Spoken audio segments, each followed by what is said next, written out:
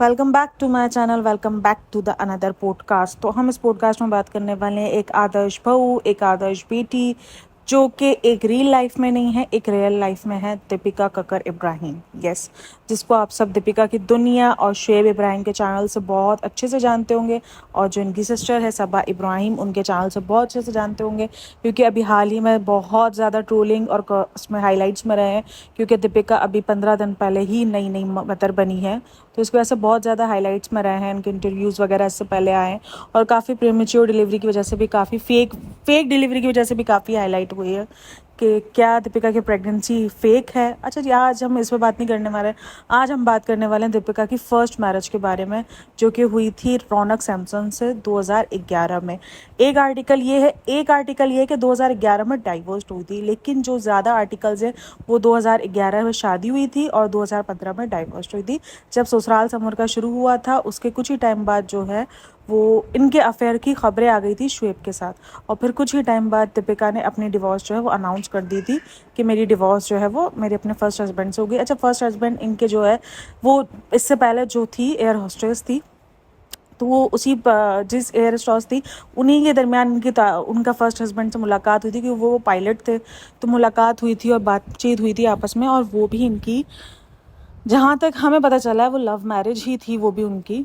तो लेकिन दीपिका का कहना ये है कि वो उनका एक डार्क फेस था, एक डार्क लाइफ का हिस्सा था, जो कि उन्होंने क्रॉस किया था। बहुत ज़्यादा प्रॉब्लम थी उनकी उस लाइफ में। ठीक है, हम ज़्यादा नहीं पढ़ते उस लाइफ के अंदर कि क्या था क्या नहीं था, लेकिन बात होती है 2015 की, जब उसका डिवोर्स नहीं हुआ था रौनक सैमसंग से। उसी वक्त ही आर्टिकल्स आने शुरू हो गए थे कि दीपिका और शुएब का आपस में कुछ चल रहा है, कुछ क्योंकि देखो ये बॉलीवुड की दुनिया है, यहाँ फ़ौरन जो है आग ज़रा सा भी होती है ना तो वो फ़ौरन धुआं पकड़ती है। तो वो सीन था, और ये आर्टिकल्स आए थे कि दीपिका और शुएब का कुछ ना कुछ आपस में चल रहा है।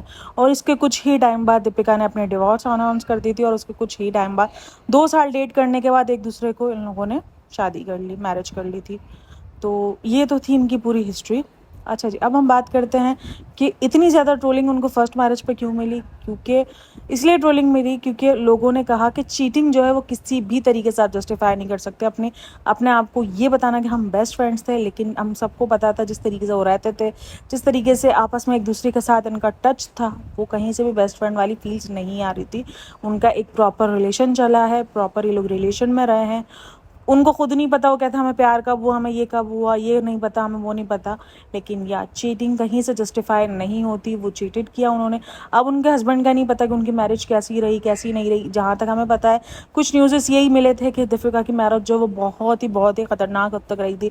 मतलब मारा मारी कुछ हुई थी इनके आपस में, और आपस में जो है बहुत इनके झगड़े थे, और उनकी बिल्कुल भी नहीं बनी, जिसकी वजह से जो है वो दीपिका और रौनक की डिवोर्स हो गई।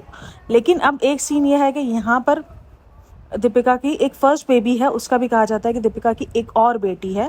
लेकिन अगर उस वक्त भी ठीक है, दीपिका इतनी ज़्यादा उसमें नहीं थी, तो उसमें नहीं पता लोगों को। टेलीविज़न में उस वक्त इतना ज़्यादा दीपिका मशहूर नहीं थी। दीपिका ने अपना फर्स्ट शो ही जो है वो 2015 में आई थिंक शुरू किया था, ससुराल समर का। उससे ही फेमस हुई थी वो। तो उस वक्त उसको बारे में इतने ज़्यादा आर्टिकल्स नहीं है कि बेटी थी नहीं थी, ये था वो था। लेकिन जहाँ तक पता है, क्योंकि काफ़ी जो खास करके जो नेहा फैज़ी है, उसने काफ़ी ब्लेम लगाए हैं कि उसकी बेटी है, वो झूठ बोलती है, उसकी एक 12-13 साल की बेटी है, ये वो। लेकिन जहाँ तक आर्टिकल्स वगैरह देखे हैं, सब कुछ देखा है, तो लगता है कि बेटी नहीं है। और इस चीज़ का दीपिका ने अपने व्लॉग में एक बार और भी कहा था कि नहीं है ऐसा कुछ भी, सब झूठ है ये।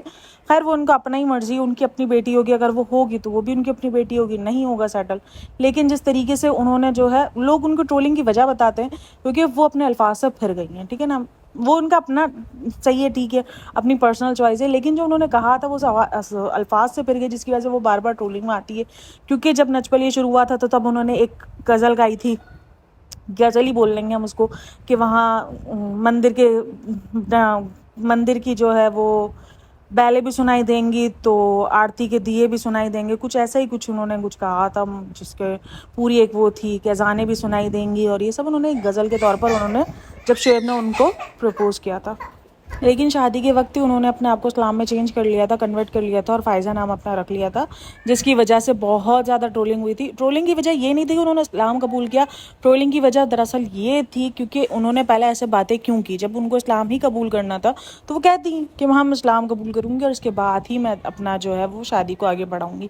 लेकिन उस वक्त आपने इतनी बड़ी बड़ी बातें की और उसके बाद जाहिर सी बात है जब आपने इस्लाम कबूल किया और लोगों को पता चला तो वो ट्रोलिंग की एक बहुत बड़ी वजह बनी। और उसके बाद जितना वो शो करती है तो उसकी वजह वो तो एक हम अलग टॉपिक बनाएंगे, उस पर बात करेंगे। तो आई होप सो वीडियो अच्छी लगी तो like share subscribe my channel.